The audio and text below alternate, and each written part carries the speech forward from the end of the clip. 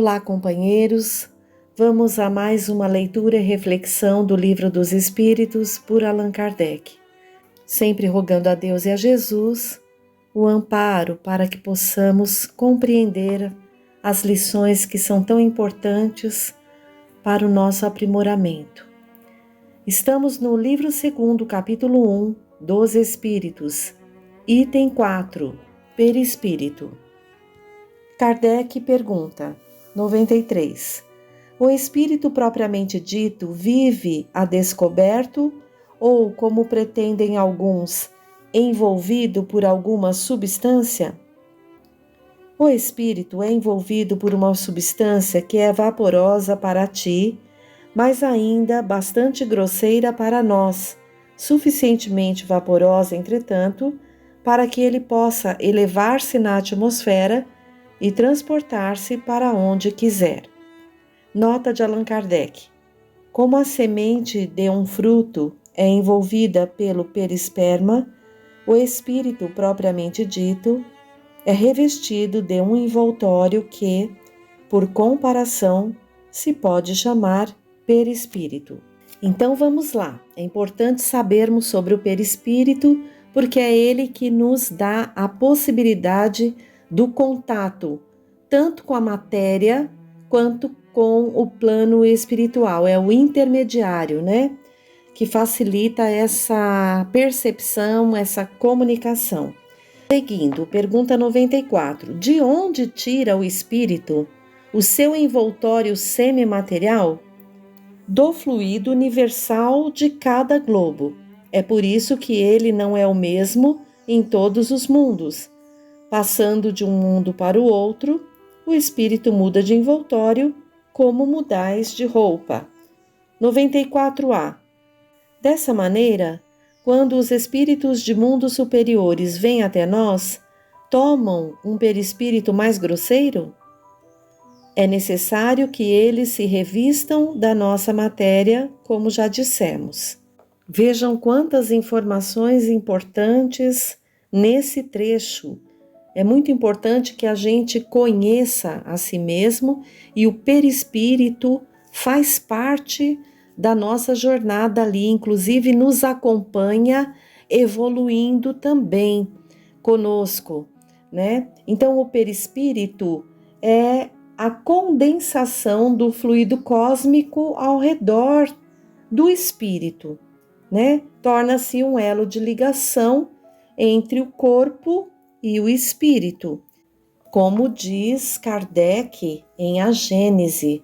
Inclusive, ele coloca que essa união se estabelece molécula a molécula, desde o momento da concepção até o momento do desencarne, quando então o perispírito se desliga do corpo de carne também, molécula a molécula. É muito interessante porque, dependendo do mundo em que o espírito reencarna, esse perispírito vai ser formado a partir de propriedades que são tiradas do fluido cósmico universal, mas adequada para aquele planeta. Então, se estamos num planeta, por exemplo, de provas e expiações, como é o nosso caso, o nosso perispírito é formado com propriedades adequadas para esse tipo de mundo, de globo. Espíritos que irão reencarnar em mundos felizes também vão ter perispíritos formados a partir do fluido cósmico universal, porém com uma sutileza maior, com outras propriedades adequadas ou que são destinadas a espíritos que vão habitar esse tipo de planeta. E assim como todos os outros, né? Temos os mundos primitivos, mundos de provas e expiações, mundos de regeneração e mundos felizes. E é bacana isso porque vemos a evolução do espírito e também do instrumento que o espírito se utiliza para o aperfeiçoamento. Tanto o instrumento mais sutil, que é o perispírito, que também evolui conforme o espírito evolui, tanto quanto da matéria grosseira em cada orbe que ele irá habitar, para dar esse espaço sentido ao progresso, à evolução. Que bacana isso! Pergunta 95. O envoltório semimaterial do espírito tem formas determinadas e pode ser perceptível? Sim, uma forma ao arbítrio do espírito, e é assim que ele vos aparece algumas vezes, seja nos sonhos, seja no estado de vigília, podendo tomar uma forma visível e mesmo palpável. No livro de Leon Denis, No Invisível, lá na primeira parte, no item 3, o espírito e a sua forma, no parágrafo 4º, ele diz: o corpo fluídico que possui o homem é o transmissor de nossas impressões, sensações e lembranças, anterior à vida atual, inacessível à destruição pela morte, é o admirável instrumento que para si mesma a alma constrói e que aperfeiçoa através dos tempos. É o resultado de seu longo passado. Nele se conservam os instintos, se acumulam as forças, se fixam as aquisições de nossas múltiplas existências, os frutos de nossa lenta e penosa evolução. A substância do perispírito é extremamente sutil. É a matéria em seu estado mais quintessenciado. É mais rarefeita que o éter. Suas vibrações, seus movimentos ultrapassam em rapidez e penetração os das mais ativas substâncias. Daí a facilidade de os espíritos atravessarem os corpos opacos, os obstáculos materiais e transporem consideráveis distâncias com a rapidez do pensamento. Insensível às causas de desagregação e destruição que afetam o corpo físico, o perispírito assegura a estabilidade da vida em meio da contínua renovação das células. É o modelo invisível através do qual passam e se sucedem as partículas orgânicas, obedecendo a linhas de força cuja reunião constitui esse desenho, esse plano imutável, reconhecido por Claude Bernard como necessário para manter a forma humana em meio das constantes modificações e da renovação dos átomos. A alma se desliga do envoltório carnal durante o sono, como depois da morte. A forma fluídica pode então ser percebida pelos videntes, nos casos de aparição de pessoas falecidas ou de exteriorização de vivos. Durante a vida normal, essa forma se revela por suas irradiações nos fenômenos em que a sensibilidade e a motricidade se exercem à distância. No estado de desprendimento durante o sono, o espírito atua às vezes sobre a matéria e produz ruídos, deslocações de objetos.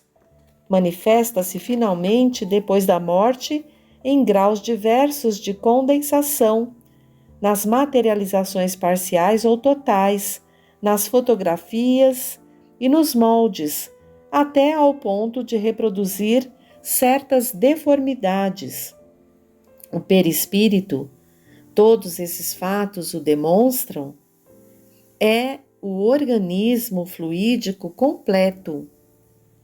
É ele que, durante a vida terrestre, pelo grupamento das células ou no espaço com o auxílio da força psíquica que absorve nos médiuns, constitui sobre um plano determinado as formas duradouras ou efêmeras da vida.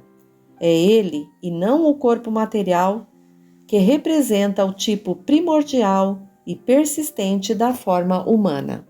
Fecha aspas.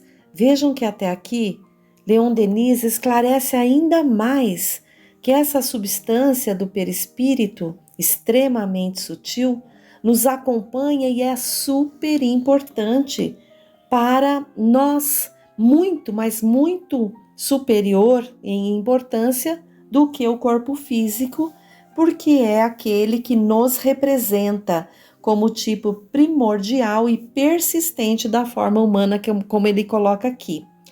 E ele vai citar mais algumas coisas interessantes que nós vamos compartilhar aqui. Abre aspas. O senhor H. Dorval, secretário-geral do Instituto Magnético, fez experiências muito demonstrativas em tal sentido, as quais evidenciam que os fenômenos de exteriorização é o duplo que, desprendido do corpo material pela ação magnética, percebe todas as impressões, as transforma em sensações e as transmite ao corpo físico mediante o cordão fluídico, porque se acham ligados até a morte esses dois corpos. Fecha aspas. Esse senhor H. Dorval, ele escreveu o livro, abre aspas, O Fantasma dos Vivos, fecha aspas, para falar exatamente sobre esse perispírito, o duplo, que ele coloca aqui como esse nome, o duplo que, desprendido do corpo material pela ação magnética, recebe todas as impressões e as transforma em sensações e as transmite ao corpo físico mediante o cordão fluídico. Então, sem o perispírito não há como passar nada de sensação do espírito para o corpo físico. É impossível. Então, ele é necessário e primordial para que o espírito se manifeste. Leon Denis continua descrevendo a experiência do Sr. H. Dorval mais uns parágrafos à frente, e logo depois nos diz, abre aspas, a forma humana, dizem os invisíveis, é a de todos os espíritos encarnados ou desencarnados que vivem no universo. Essa forma, porém, rígida, compacta no corpo físico, é flexível, compreensível à vontade no perispírito.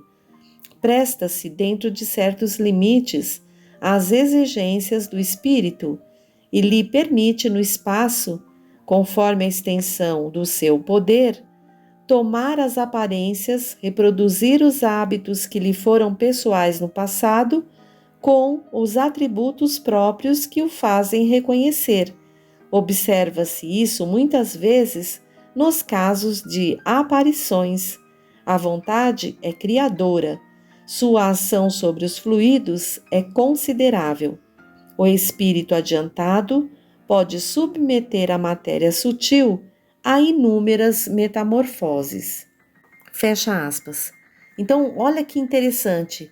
Nós aprendendo sobre nós mesmos, no estado de espírito e dependendo da nossa condição, do nosso conhecimento, podemos manipular esse perispírito e dar-lhe a aparência que desejamos, configurando, reconfigurando o perispírito ali conforme as condições que temos para fazer isso. É importante salientar que a condição moral influencia nessas ações. Então, muitas vezes o espírito ele não é evoluído moralmente, mas ele compreende que ele pode reconfigurar, que ele pode dar a aparência que ele quer. E ele pode se utilizar disso para tomar uma aparência a fim de enganar, por exemplo, com fins não salutares, moralmente falando, né? E espíritos superiores têm um manejo muito mais favorável a esse respeito. Quanto mais o espírito é superior, mais ele consegue ter o controle e o manejo disso tudo. Mas temos essas potencialidades aí também, independente da questão moral. Outra situação que devemos refletir também é a condição do espírito nesse aspecto evolutivo pode dar a aparência ao perispírito, mesmo que ele não se toque disso, uma aparência mais assim, de acordo com a condição espiritual dele. né? Nós já vimos que um espírito pode irradiar, né? O espírito mesmo é uma centelha, é uma flama, e ele pode irradiar, né? Pelo pensamento, enfim. Mas normalmente isso ocorre com os espíritos superiores, porque essa flama pode ser bem apagadinha, caso a gente esteja nessa condição espiritual ali mais difícil. Então, pensemos nisso. Como será que estamos, né? Qual que é o nosso estado de espírito? Como será que eu, espírito, né, estou ali com a irradiação da minha centelha? Depois de tantas experiências reencarnatórias, como será que está a minha luminosidade? E está em nossas mãos fazer esse caminho para nos elevar. Então, nós mesmos nos elevamos, nós mesmos nos rebaixamos e nos tornamos ali, enquanto espíritos centelhas, mais opacas ou mais luminosas. Então vamos lá pensar sobre tudo isso, refletir, cuidar cada um, né, zelar pela casa mental, buscar bons propósitos, trilhar o caminho que o Cristo veio nos exemplificar. Ele é o caminho, a verdade e a vida. E aí seguiremos tranquilamente com as nossas dificuldades e tal, no caminho do aprendizado, mas seguiremos o caminho natural do aperfeiçoamento espiritual. Não estaremos paralisando tanto, nos comprazendo tanto às outras dificuldades, se nos inclinarmos por acompanhar ali, por seguir os exemplos do Cristo Jesus. Muito bacana essa contribuição de Leon Denis. Mais à frente, quase nos últimos parágrafos desse item 3, Leon Denis vai dizer para nós, vai aprofundar exatamente isso que buscamos refletir. Ele nos diz, abre aspas, o grau de pureza de sua forma fluídica atesta a riqueza ou a indigência da alma. Etérea, radiosa, pode elevar-se até às esferas divinas, penetrar-se das mais sublimes harmonias. Opaca, tenebrosa, precipita-se nas regiões inferiores e nos arrasta aos mundos de luta e sofrimento. Por seu espírito, imerge o homem no que de mais baixo possui a natureza e insere suas raízes na animalidade. Por ele também gravita para os mundos luminosos em que vivem as almas angélicas, os espíritos puros. O nosso estado psíquico é obra nossa. O grau de percepção, de compreensão que possuímos é o fruto de nossos esforços prolongados. Fomos nós que o fizemos ao percorrer o ciclo imenso de sucessivas existências. O nosso invólucro fluídico, sutil ou grosseiro, radiante ou obscuro, representa o nosso valor exato e a soma de nossas aquisições. Os nossos atos e pensamentos pertinazes, a tensão de nossa vontade em determinado sentido, todas as volições do nosso ser mental repercutem no perispírito e, conforme a sua natureza, inferior ou elevada, generosa ou vil, assim dilatam, purificam ou tornam grosseira a sua substância. Daí resulta que, pela constante orientação de nossas ideias e aspirações, de nossos apetites e procedimentos em um sentido ou noutro, pouco a pouco fabricamos um envoltório sutil, recamado de belas e nobres imagens, acessível às mais delicadas sensações, ou um sombrio domicílio, uma lôbrega prisão em que, depois da morte, a alma restringida em suas percepções se encontra sepultada como num túmulo.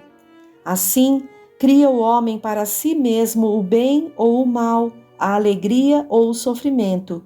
Dia a dia, lentamente edifica ele seu destino. Em si mesmo está gravada sua obra, visível para todos no além. É por esse admirável mecanismo das coisas, simples e grandioso ao mesmo tempo, que se executa nos seres e no mundo a lei de causalidade ou de consequência dos atos, que outra não é senão o cumprimento da justiça. E, por um efeito das mesmas causas, já desde esta vida o homem atrai as influências do espaço, as irradiações etéreas ou os grosseiros eflúvios dos espíritos de violência ou de desordem. Aí está a regra das manifestações espíritas. Não é outra senão a própria lei das atrações e afinidades.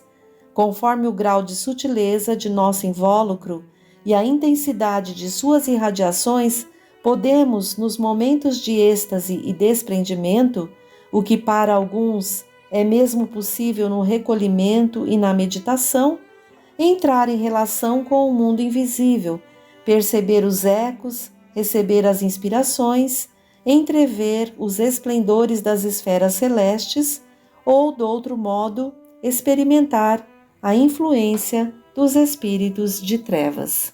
Fecha aspas.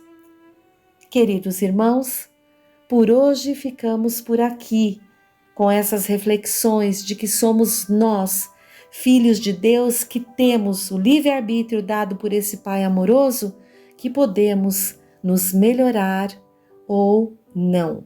Vai depender de cada um de nós. Então vamos juntos, buscando nos conhecer e dando esses passos para afinarmos o nosso coração cada vez mais com o de Jesus. Até o próximo encontro.